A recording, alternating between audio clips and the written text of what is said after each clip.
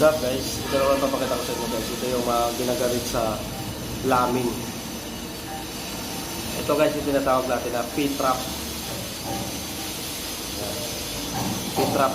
Ginagamit ito sa lababo floor frame.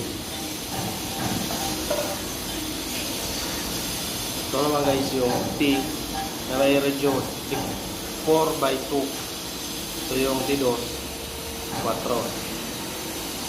T may reducer sa reduce 4 2x4. Ito naman yung Y na 2x4 na Y PVC. Pwede ito pang floor tray tapos pang strap niya pababa.